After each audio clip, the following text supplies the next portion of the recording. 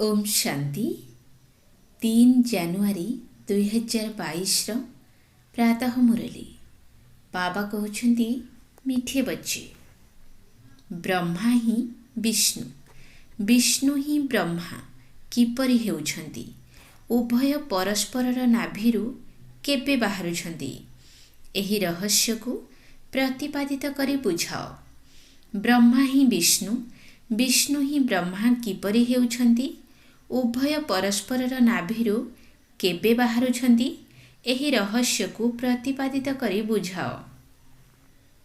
प्रश्न केउं गुप्त कथा को सूक्ष्म बुद्धि वाला पिला माने ही बुझी परिबे? केउं गुप्त कथा को सूक्ष्म बुद्धि वाला पिला माने ही बुझी परिबे? उत्तर आम समस्तंकर बड़ माँ एही ब्रह्मा अटंती जहाँकर आमे मुख वंशावली अटू। एहा बड़ गुप्त कथा अटे। ब्रह्मांकर कन्या हेउछंती सरस्वती। सीए हेउछंती सबुठारु होशियार अर्थात बुद्धिमान जी कि ज्ञानर देवी अटंती। बाबा ज्ञानर कलश माता मानक उपरे रखिछंती। मातांकर लोरीर गायन रहिछि। तेणु सेमाने समस्तंकु बुझाई कुहंतु जे विश्वरे शांति किपरि होई परिबो। गीत भोलेनाथ से निराला। ओम शांति। बिगिड़ी जाइथिबा कथा को सुधारिला वाला निश्चय भगवान को ही कहिबा ना कि शंकर को? भोलानाथ मध्य शिवं को ही कहिबा शंकर को नुहे। नाउरिया मध्य शिवं को ही कहिबा ना शंकर को ना विष्णु को। नाउरिया अथवा ईश्वर पिता कहिबा द्वारा बुद्धि निराकारंक आड़कू चली जाइथाए। त्रिमूर्तिर चित्र तो प्रसिद्ध अटे। सरकारंकर जो कोट ऑफ आर्म्स रहिछि अर्थात अशोक स्तंभ ताहा जीव जंतुंकर तैयारी करि देइछंती एवं ता उपरे लिखि देइछंती सत्यमेव जयते। जीव जंतुक चित्र सह एहार तो कौनसी अर्थ बाहरु नाही। सरकारंकर कोट ऑफ आर्म्स अर्थात कौलिन्य सूचक चिन्हर मोहर होइथाए। जेउं बड़ बड़ राजधानी रहिछि से सबुर कोट ऑफ आर्म्स अर्थात राज्य चिन्ह रहिछि। भारत रे त्रिमूर्ति चित्र प्रसिद्ध अटे। ब्रह्मा विष्णु शंकर सेथिरु शिवंकर चित्र को लुप्त करि देइछंती काहेकि ना सेमानकर ज्ञान ही नाही। ईश्वर पिता कहिबा द्वारा बुद्धि निराकारंक आड़कू चलीजिव। ब्रह्मा विष्णु शंकरंकु ईश्वर पिता बोली कुहाजिब नाही। ईश्वर पिता हेउछंती आत्मा मानकर पिता।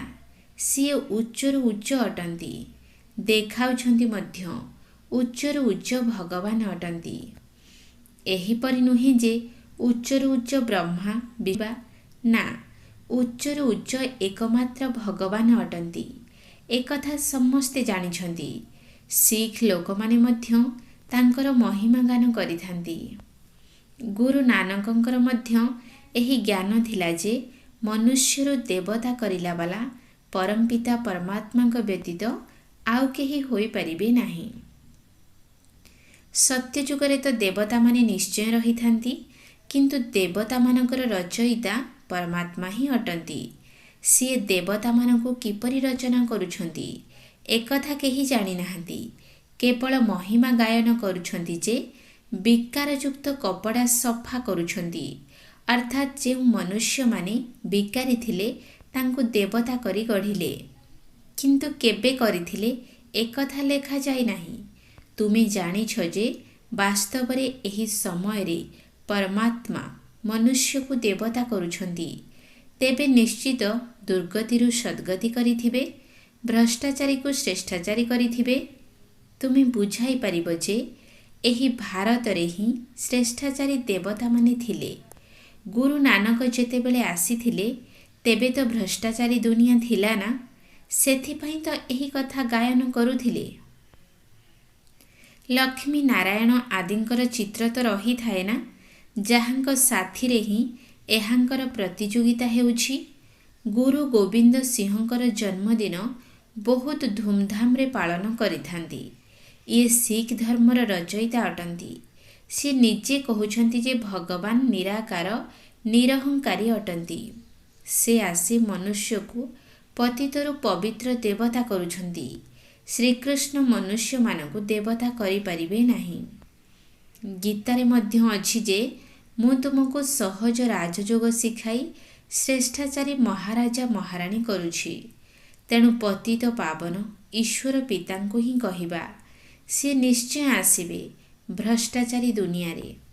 ତାଙ୍କୁ କହୁଛନ୍ତି ଆସି ଆମକୁ ପବିତ୍ର କର।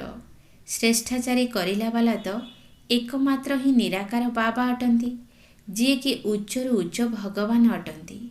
ତାପରେ ବ୍ରହ୍ମା, ବିଷ୍ଣୁ, ଶଙ୍କର ଏମାନେ ହେଲେ ପରମପିତା ପରମାତ୍ମାଙ୍କର ରଚନା, ଯାହାଙ୍କର ଚିତ୍ର ତ ନାହିଁ। ଏବେ ବାବା ବୁଝାଉଛନ୍ତି ବିଷ୍ଣୁଙ୍କ ନାଭିରୁ ବ୍ରହ୍ମା ବାହାରିଲେ, ପୁଣି ବ୍ରହ୍ମାଙ୍କ ନାଭିରୁ ବିଷ୍ଣୁ ବାହାରିବେ। କାରଣ ବ୍ରହ୍ମାରୁ ବିଷ୍ଣୁ, ବିଷ୍ଣୁରୁ ବ୍ରହ୍ମା ହେଉଛନ୍ତି। ବ୍ରହ୍ମାଙ୍କ ଦ୍ୱାରା ସ୍ଥାପନା ହେଉଛି, ପୁଣି ସେହି ବ୍ରହ୍ମା ସରସ୍ୱତୀ ପରଜନ୍ମରେ ବିଷ୍ଣୁଙ୍କର ଦୁଇ ରୂପ ଲକ୍ଷ୍ମୀ ନାରାୟଣ ହୋଇ ପାଳନା କରୁଛନ୍ତି। ତେବେ ବ୍ରହ୍ମା ସରସ୍ୱତୀ ହିଁ ଲକ୍ଷ୍ମୀ ନାରାୟଣ ଅଟନ୍ତି। ବ୍ରହ୍ମା କହିବେ ମୁଁ ହିଁ ବ୍ରହ୍ମାରୁ ବିଷ୍ଣୁ, ପୁଣି ବିଷ୍ଣୁଙ୍କର ଦୁଇ ରୂପ ଲକ୍ଷ୍ମୀ ନାରାୟଣ ହେଉଛି। ଲକ୍ଷ୍ମୀ ନାରାୟଣ ପୁଣି କହିବେ ଆମେ ହିଁ ବ୍ରହ୍ମା ସରସ୍ୱତୀ ଅଟୁ। ତେବେ ଜଣେ ଅନ୍ୟ ଜଣଙ୍କର ନାଭିରୁ ବାହାରିଲେ ନା। ଆମେ ହିଁ ଦେବତା, ପୁଣି କ୍ଷତ୍ରିୟ, ବୈଶ୍ୟ, ଶୂଦ୍ର ହେଉଛୁ। ଏହା ବହୁତ ବୁଝିବାର କଥା ଅଟେ। ବାବା ବୁଝାଇଛନ୍ତି ଯେଉଁ ବ୍ରହ୍ମାଙ୍କର ଶରୀରରେ ମୁଁ ପ୍ରବେଶ କରିଛି ତାଙ୍କର ପୁରା 84 ଜନ୍ମ ହୋଇଛି, କିନ୍ତୁ କୌଣସି ରଥ ଆଦିର କଥା ନୁହେଁ। ସେସବୁ ମିଥ୍ୟା କଥା ଅଟେ। ଏହି ସଙ୍ଗମର ସମୟ ବିଷୟରେ କେହି ଜାଣିନାହାନ୍ତି। ମନୁଷ୍ୟମାନଙ୍କୁ ଘୋର ଅନ୍ଧକାରରେ ପକାଇ ଦେଇଛନ୍ତି। କଳିଯୁଗର ଆୟୁଷ ଏତେ ଲକ୍ଷ ବର୍ଷ ଅଟେ, ସତ୍ୟଯୁଗର ଆୟୁଷ ଏତେ। ଏପରି ଏପରି କଥା ଶୁଣାଇ ଘୋର ଅନ୍ଧକାରରେ ରଖିଦେଇଛନ୍ତି। ବାବା କହୁଛନ୍ତି ମୁଁ ସେହି ପିଲାମାନଙ୍କର ସମ୍ମୁଖରେ ରହୁଛି, ଯେଉଁମାନେ ମୋତେ ଜାଣିଛନ୍ତି। ଆଉ ମୋତେ କେହି ଜାଣିନାହାନ୍ତି। ସେମାନେ ବୁଝିବେ ନାହିଁ ଯେ ଇଏ କିଏ ଅଟନ୍ତି। ଯଦି କୌଣସି ବଡ଼ ସଭାକୁ ଯିବ, ତେବେ ସେମାନେ କିଛି ବୁଝିବେ ନାହିଁ। ତୁମ୍ଭମାନଙ୍କ ଭିତରେ ମଧ୍ୟ ବଡ଼ କଷ୍ଟରେ ହିଁ କେହି ବୁଝୁଛନ୍ତି। ମୁହୂର୍ତ୍ତକୁ ମୁହୂର୍ତ୍ତ ଭୁଲି ଯାଉଛନ୍ତି। ଇଏ ତ ସବୁଠାରୁ ବଡ଼ ଓ ଶ୍ରେଷ୍ଠ ଅଧିକାରୀ ଅଟନ୍ତି। ପୋପଙ୍କୁ ଦେଖ, ତାଙ୍କୁ କେତେ ସମ୍ମାନ ଦେଉଛନ୍ତି। ପୋପ୍ କିଏ? ସିଏ ହେଉଛନ୍ତି ଖ୍ରୀଷ୍ଟିଆନ କୁଳର। ଏହା ହେଉଛି ଅନ୍ତିମ ଜନ୍ମ। ଖ୍ରୀଷ୍ଟଙ୍କର ସମୟରୁ ପୁନର୍ଜନ୍ମ ନେଇ ଏବେ ସିଏ ତମ ପ୍ରଧାନ ଅବସ୍ଥାରେ ଅଛନ୍ତି। ସମସ୍ତେ ପତିତ ଅଟନ୍ତି। ଜଣେ ଅନ୍ୟ ଜଣଙ୍କୁ ଦୁଃଖ ଦେଇ ଚାଲିଛନ୍ତି। ବାବା କହୁଛନ୍ତି ଏହା ମଧ୍ୟ ପୂର୍ବ ପ୍ରସ୍ତୁତ ଖେଳ ଅଟେ। ତେବେ ଉଚ୍ଚରୁ ଉଚ୍ଚ ହେଉଛନ୍ତି ନିରାକାର ଭଗବାନ, ପୁଣି ବ୍ରହ୍ମା, ବିଷ୍ଣୁ, ଶଙ୍କର। ବ୍ରହ୍ମାଙ୍କ ଦ୍ୱାରା ସ୍ଥାପନା ହେଉଛି। ଯାହାଙ୍କ ଦ୍ୱାରା ସ୍ଥାପନା ହୋଇଥାଏ ତାଙ୍କ ଦ୍ୱାରା ହିଁ ପାଳନା ହେବ। ତେଣୁ ଏହି ବ୍ରହ୍ମା ସରସ୍ୱତୀଙ୍କୁ ପୁଣି ଲକ୍ଷ୍ମୀ ନାରାୟଣ ହେବାକୁ ପଡ଼ିବ। ଲକ୍ଷ୍ମୀ ନାରାୟଣ ହିଁ ବର୍ତ୍ତମାନ ଆସି ବ୍ରହ୍ମା ସରସ୍ୱତୀ ହୋଇଛନ୍ତି। ପ୍ରଜାପିତାଙ୍କର ଇଏ ହେଉଛନ୍ତି ମୁଖ ବଂଶାବଳୀ। କୃଷ୍ଣଙ୍କୁ ପ୍ରଜାପିତା କୁହାଯିବ ନାହିଁ। ଏହାଙ୍କର ନାମ ହିଁ ପ୍ରଜାପିତା ବ୍ରହ୍ମା ଅଟେ। ବ୍ରହ୍ମାଙ୍କ ଦ୍ୱାରା ନିଶ୍ଚୟ ବ୍ରାହ୍ମଣ ହେବା ଆବଶ୍ୟକ। ବାବା କହୁଛନ୍ତି ମୁଁ ବ୍ରହ୍ମାଙ୍କୁ ପୋଷ୍ୟ କରୁଛି। ମୋତେ ଏହାଙ୍କୁ ହିଁ ବ୍ରହ୍ମାର ସ୍ଥାନ ଦେବାକୁ ହେବ। ଯିଏ ପୁରା 84 ଜନ୍ମ ଭୋଗ କରି ଏବେ ଅନ୍ତିମ ଜନ୍ମରେ ଅଛନ୍ତି, ବ୍ରହ୍ମା ତ ଜଣେ ହିଁ ହେବେ ନା। ଇଏ ନିଜର ଜନ୍ମଗୁଡ଼ିକ ବିଷୟରେ ଜାଣିନାହାନ୍ତି। ତେଣୁ ଯେପରି ବ୍ରହ୍ମାଙ୍କୁ ବସି ବୁଝାଉଛନ୍ତି, ତେବେ ନିଶ୍ଚୟ ବ୍ରାହ୍ମଣମାନଙ୍କୁ ମଧ୍ୟ ବୁଝାଉଥିବେ। ବ୍ରାହ୍ମଣ ହେଉଛନ୍ତି ବ୍ରହ୍ମାଙ୍କର ମୁଖ ବଂଶାବଳୀ। ଏହି ସମ୍ପୂର୍ଣ୍ଣ ମୁଖ ବଂଶାବଳୀ ପୋଷ୍ୟ ପିଲାମାନେ କୁମାର କୁମାରୀ ଅଟନ୍ତି। ପ୍ରଜାପିତାଙ୍କର ନିଶ୍ଚୟ ମୁଖ ବଂଶାବଳୀ ଥିବେ। ଏହା ବହୁତ ବୁଝିବାର କଥା ଅଟେ। ବାବା ନିଜେ ବୁଝାଉଛନ୍ତି ଯେ ମୋତେ ବହୁତ ଜନ୍ମର ଅନ୍ତିମ ସମୟରେ ଆସିବାକୁ ପଡ଼ୁଛି। ସତ୍ୟଯୁଗରେ ପ୍ରଥମେ ପ୍ରଥମେ ଏହି ଲକ୍ଷ୍ମୀ ନାରାୟଣ ଥିଲେ। ନିଶ୍ଚୟ ଏହିମାନେ ହିଁ 84 ଜନ୍ମ ନେଇଥିବେ। ଅନ୍ୟମାନେ ନିଶ୍ଚୟ କମ୍ ଜନ୍ମ ନେଇଥିବେ। ଏହି ବ୍ରହ୍ମା ହିଁ ପୁଣି ବିଷ୍ଣୁ ଯୁଗଳ ମୂର୍ତ୍ତି ହେବେ। ତେଣୁ ଏହା କେତେ ବୁଝିବାର କଥା ଅଟେ। ପ୍ରଥମେ ଏହା ନିଶ୍ଚୟ ହେବା ଦରକାର ଯେ ଏହି ଜ୍ଞାନ କୃଷ୍ଣ ଦେଇପାରିବେ ନାହିଁ। ପୁଣି ଗାଉଛନ୍ତି ନିଜେ ପୂଜ୍ୟ ନିଜେ ପୂଜାରୀ। ଭକ୍ତି ମାର୍ଗରେ ପୂଜାରୀ ହୋଇଛନ୍ତି, ଜ୍ଞାନ ମାର୍ଗରେ ପୂଜ୍ୟ ହେବେ। ବାସ୍ତବରେ ବିଷ୍ଣୁଙ୍କର ଦୁଇ ରୂପ ପୂଜ୍ୟ ଥିଲେ। ପୁଣି ଏହି ବ୍ରହ୍ମା ହିଁ ପୂଜାରୀ ହୋଇ ବିଷ୍ଣୁଙ୍କର ପୂଜା କରୁଥିଲେ। ସେ କହୁଛନ୍ତି ଯେ ମୁଁ ବିଷ୍ଣୁଙ୍କର ପୂଜାରୀ ଥିଲି, ଏବେ ମୁଁ ପୁଣି ପୂଜ୍ୟ ବିଷ୍ଣୁ ହେବାକୁ ଯାଉଛି। ତତ୍ତ୍ୱତମ୍ ଏହାକୁ ହିଁ ଗୁପ୍ତ ରହସ୍ୟ କୁହାଯାଉଛି। ବ୍ରହ୍ମା କେଉଁଠାରୁ ଆସିଲେ, ବିଷ୍ଣୁ କୁଆଡ଼େ ଗଲେ, ଏକଥା ତୁମ୍ଭେମାନେ ହିଁ ଜାଣିଛ। ବିଷ୍ଣୁଙ୍କର ଦୁଇ ରୂପ ଲକ୍ଷ୍ମୀ ନାରାୟଣକୁ 84 ଜନ୍ମ ସମ୍ପୂର୍ଣ୍ଣ କରି ଅନ୍ତ ସମୟରେ ପତିତ ହେବାକୁ ହିଁ ପଡ଼ିବ। ପୁରା ବଂଶାବଳୀ ହିଁ ପତିତ ହେଲେ ମୁଁ ଆସି ସ୍ଥାପନ କରିବି ଏବଂ ସବୁ ଧର୍ମକୁ ବିନାଶ କରିଦେବି। ପୁନର୍ବାର ସହଜ ରାଜଯୋଗ ଶିଖାଇ ଶ୍ରେଷ୍ଠାଚାରୀ ଦେବୀ ଦେବତା ଧର୍ମର ସ୍ଥାପନା କରି ଅନ୍ୟ ଯେଉଁ ଭ୍ରଷ୍ଟାଚାରୀ ଧର୍ମ ରହିଛି ସେସବୁର ବିନାଶ କରାଉଛି। ରାମ ରାଜ୍ୟରେ ଅନ୍ୟ କୌଣସି ଧର୍ମ ରହିବ ନାହିଁ। ଏବେ ସବୁ ଧର୍ମ ରହିଛି। ଭାରତର ମୂଳ ଧର୍ମ ନାହିଁ, ତାହା ପୁଣି ଥରେ ସ୍ଥାପନ ହେଉଛି। ଏହାର ଚିତ୍ର ମଧ୍ୟ ରହିଛି। ତ୍ରିମୂର୍ତ୍ତି ଉପରେ ଶିବ ମଧ୍ୟ ଅଛନ୍ତି। ବ୍ରହ୍ମା ସରସ୍ୱତୀ ହିଁ ଲକ୍ଷ୍ମୀ ନାରାୟଣ, ସିଏ ହିଁ ରାଧାକୃଷ୍ଣ ଥିଲେ। ରାଧାଙ୍କର ନିଜର ରାଜଧାନୀ ଥିଲା ଏବଂ କୃଷ୍ଣଙ୍କର ମଧ୍ୟ ନିଜ ରାଜଧାନୀ ଥିଲା। ଜ୍ଞାନର ବୀଣା ରାଧାଙ୍କ ପାଖରେ ନଥିଲା। ସରସ୍ୱତୀ ଜ୍ଞାନ ଦ୍ୱାରା ଭବିଷ୍ୟତରେ ରାଧା ହେଲେ। ସରସ୍ୱତୀଙ୍କୁ ଜ୍ଞାନର ଦେବୀ ବୋଲି କହିଥାନ୍ତି। ତାଙ୍କୁ ନିଶ୍ଚୟ ବାବାଙ୍କ ଦ୍ୱାରା ଜ୍ଞାନ ମିଳିଥିବ। ସରସ୍ୱତୀ ହେଉଛନ୍ତି ବ୍ରହ୍ମାଙ୍କର କନ୍ୟା। ପ୍ରଜାପିତା ବ୍ରହ୍ମା ଅଛନ୍ତି, ତେବେ ଜଗଦମ୍ବା ମଧ୍ୟ ରହିବା ଆବଶ୍ୟକ। ବାସ୍ତବରେ ଏହା ହେଉଛି ଗୁପ୍ତ କଥା। ବଡ଼ ମା ତ ଏହି ବ୍ରହ୍ମା ଅଟନ୍ତି। ଏହାଙ୍କ ଦ୍ୱାରା ମାତାମାନଙ୍କୁ ଜ୍ଞାନ ଦେଉଛନ୍ତି, ଯାହାକି ଜ୍ୟେଷ୍ଠ ପୁତ୍ରୀ ରୂପେ ଜଗଦମ୍ବାଙ୍କର ଗାୟନ କରାଯାଇଛି। ନଚେତ୍ ବ୍ରହ୍ମାଙ୍କ ମୁଖ ଦ୍ୱାରା ପୋଷ୍ୟ ହେଉଥିବାରୁ ଇଏ ମାତା ହୋଇଗଲେ ନା। ବିଜ୍ଞରୁ ବିଜ୍ଞ ଏହି ବ୍ରହ୍ମାଙ୍କର କନ୍ୟା ସରସ୍ୱତୀ ଅଟନ୍ତି। ସିଏ କେଉଁଠାରୁ ଆସିଲେ? ବ୍ରହ୍ମାଙ୍କର ତ ସ୍ତ୍ରୀ ନାହାନ୍ତି, ସିଏ ହେଉଛନ୍ତି ପ୍ରଜାପିତା। ସରସ୍ୱତୀ ହେଲେ ମୁଖ ବଂଶାବଳୀ। ଏହି ଡ୍ରାମା ମଧ୍ୟ ଅନାଦି ପୂର୍ବ ପ୍ରସ୍ତୁତ ଅଟେ। ଜ୍ଞାନର ଦେବୀ ସରସ୍ୱତୀ ଅଟନ୍ତି। ଏବେ ବିଭିନ୍ନ ପ୍ରକାରର ଧାର୍ମିକ ସମ୍ମିଳନୀ ହେଉଛି।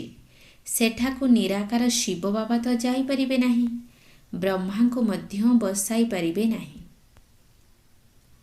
ମାତାମାନଙ୍କର ମହିମା ରହିଛି। ତେଣୁ ସବୁ ଧର୍ମର ମୁଖ୍ୟ ମାତାମାନେ ହେବା ଆବଶ୍ୟକ। ତେଣୁ ସମସ୍ତଙ୍କର ମାତା ଜଗଦମ୍ବା ବସି ସମସ୍ତଙ୍କୁ ଜ୍ଞାନ ଶୁଣାଇବେ। ମାତା ଦ୍ୱାରା ହିଁ ସନ୍ତାନର ଜନ୍ମ ହୋଇଥାଏ। ଜଗଦମ୍ବା ସମସ୍ତଙ୍କର ମାତା ଅଟନ୍ତି। ତେଣୁ ସମସ୍ତଙ୍କୁ ତାଙ୍କ ଆଗରେ ମୁଣ୍ଡ ନୁଆଇବାକୁ ହେବ। ମାତାମାନେ ବୁଝାଇ ପାରିବେ ଯେ ଏହି ଭ୍ରଷ୍ଟାଚାରୀ ଦୁନିଆ ଶ୍ରେଷ୍ଠାଚାରୀ କିପରି ହେବ, ଅଥବା ଏହି ଭାରତରେ ଶାନ୍ତି କିପରି ସ୍ଥାପନ ହେବ। ରାବଣ ରାଜ୍ୟରେ ଶାନ୍ତି ହୋଇପାରିବ ନାହିଁ। ଶାନ୍ତି କେଉଁଠାରୁ ମିଳିଥାଏ, ଏହି କଥା ମାତାମାନେ ହିଁ ବୁଝାଇ ପାରିବେ। ଶାନ୍ତିଧାମ ହେଉଛି ନିର୍ବାଣ ଧାମ, ଏହା ହେଉଛି ଦୁଃଖଧାମ। ସତ୍ୟଯୁଗ ହେଲା ସୁଖଧାମ। ବାସ୍ତବରେ ସତ୍ୟଯୁଗରେ ଗୋଟିଏ ରାଜ୍ୟ ଥିଲା। ସେଠାରେ ସୁଖ, ଶାନ୍ତି, ପବିତ୍ରତା ସବୁକିଛି ଥିଲା। ବର୍ତ୍ତମାନ ନାହିଁ। ତେବେ ନିଶ୍ଚୟ ଡ୍ରାମା ଶେଷ ହେବ। କଳ୍ପବୃକ୍ଷର ମଧ୍ୟ ଆୟୁଷ ପୂର୍ଣ୍ଣ ହେଉଛି। ଦେବତାମାନଙ୍କର ମଧ୍ୟ 84 ଜନ୍ମ ଶେଷ ହେଲା। 84 ଲକ୍ଷ ଜନ୍ମ ତ ହୋଇପାରିବ ନାହିଁ। ଇସଲାମୀ ବୌଦ୍ଧୀ ଧର୍ମବାଲାକୁ ଏତିକି ବର୍ଷ ହେଲା, ତେବେ ପୁଣି 84 ଲକ୍ଷ ଜନ୍ମ କିପରି ହେବ?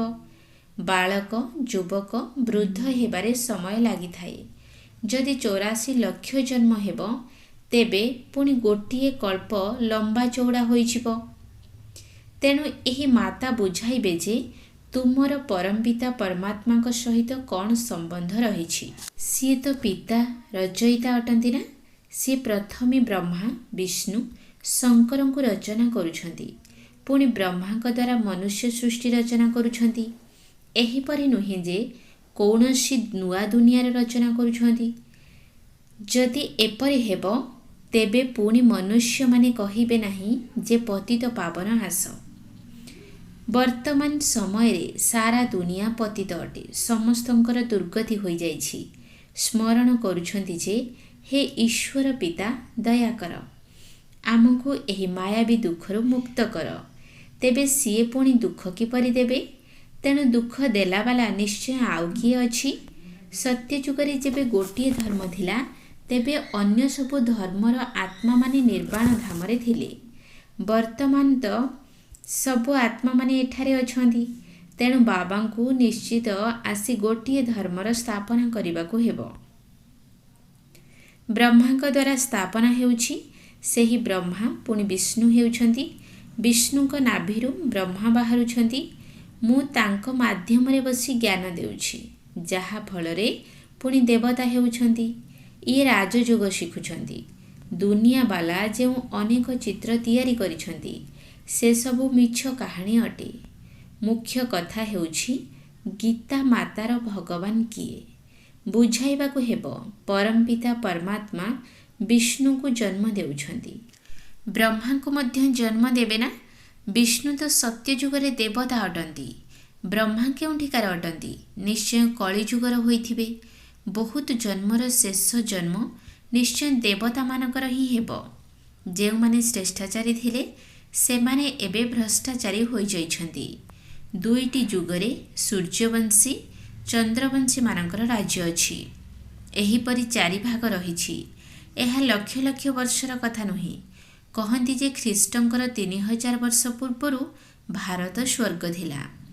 एसबु कथा भल भावरे बुझाइबाकु पड़िबो। बाबा कहउछंती एमाने समस्ते पोष्य संतान अटंती।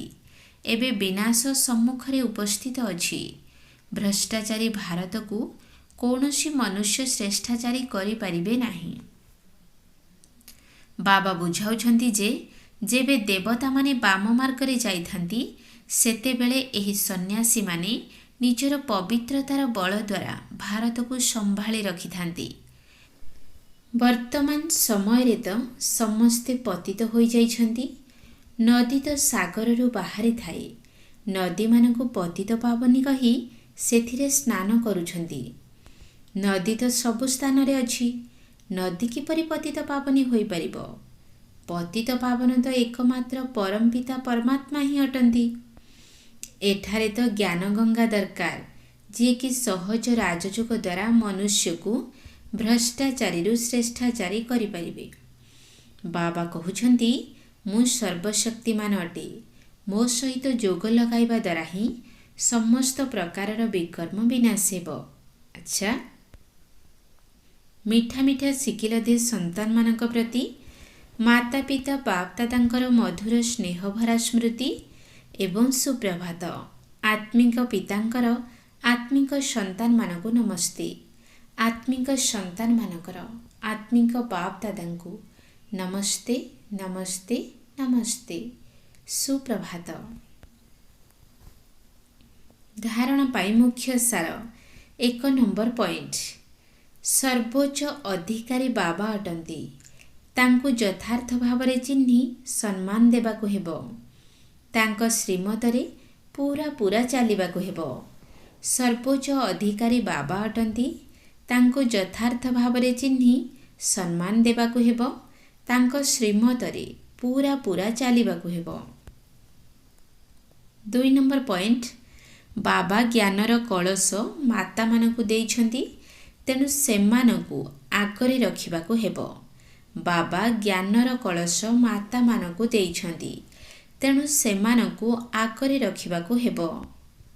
वरदान सबु किछि बाबांकु समर्पण करी डबल लाइट स्थिति रे रहुथिबा बाबांको समान न्यारा प्यारा हुओ। सबु किछि बाबांकु समर्पण करी डबल लाइट स्थिति रे रहुथिबा बाबांको समान न्यारा प्यारा हुओ। डबल लाइट अर्थ हैला सबु किछि बाबांकु समर्पण करिदेबा। एही शरीर मध्य मोर नुही। सेवा करिबा पई बाबा एही शरीरटिकु देइछंती। ତୁମମାନଙ୍କର ପ୍ରତିଜ୍ଞା ହେଉଛି ଶରୀର ମନ ଧନ ସବୁକିଛି ତୋର। ଯେବେ କି ଶରୀର ହିଁ ନିଜର ନୁହେଁ ତେବେ ଆଉ କ'ଣ ବାକି ରହିଲା? ତେଣୁ ସର୍ବଦା କମଳ ପୁଷ୍ପର ଦୃଷ୍ଟାନ୍ତ ସ୍ମୃତିରେ ରହିଥାଉ ଯେ ମୁଁ କମଳ ପୁଷ୍ପ ସଦୃଶ ନ୍ୟାରା ଏବଂ ପ୍ୟାରା ଅଟେ। ଏହିଭଳି ନ୍ୟାରା ଅର୍ଥାତ୍ ସବୁଥିରୁ ଅଲଗା ରହୁଥିବା ଆତ୍ମାମାନଙ୍କୁ ପରମାତ୍ମାଙ୍କର ସ୍ନେହର ଅଧିକାର ମିଳିଯାଏ। ସ୍ଲୋଗାନ: ମର୍ଯ୍ୟାଦାର ସୀମାରେଖା ଭିତରେ ରହୁଥିବା ଆତ୍ମାମାନେ ହିଁ ମର୍ଯ୍ୟାଦା ପୁରୁଷୋତ୍ତମ ଅଟନ୍ତି। ମର୍ଯ୍ୟାଦାର ସୀମାରେଖା ଭିତରେ ରହୁଥିବା ଆତ୍ମାମାନେ ହିଁ ମର୍ଯ୍ୟାଦା ପୁରୁଷୋତ୍ତମ ଅଟନ୍ତି। ଲଭ୍ଲିନ୍ ସ୍ଥିତିର ଅନୁଭବ କର। ତୁମମାନଙ୍କର ନୟନରେ ଏବଂ ମୁଖର ପ୍ରତ୍ୟେକ ବାଣୀରେ ବାବା ହିଁ ସମାହିତ ହୋଇ ରହିଥାନ୍ତୁ। ତେବେ ତୁମମାନଙ୍କର ଶକ୍ତିଶାଳୀ ସ୍ୱରୂପ ଦ୍ୱାରା ସର୍ବଶକ୍ତିବାନ ବାବା ଦେଖାଯିବେ। ଯେପରି ଆଦି ସ୍ଥାପନାର ସମୟରେ ବ୍ରହ୍ମାଙ୍କ ରୂପ ଦ୍ୱାରା ଶ୍ରୀକୃଷ୍ଣ ଦେଖାଯାଉଥିଲେ, ସେହିଭଳି ବର୍ତ୍ତମାନ ତୁମମାନଙ୍କ ଦ୍ୱାରା ସର୍ବଶକ୍ତିବାନ ବାବା ଦେଖାଯାଆନ୍ତୁ। ଓମ୍ ଶାନ୍ତି।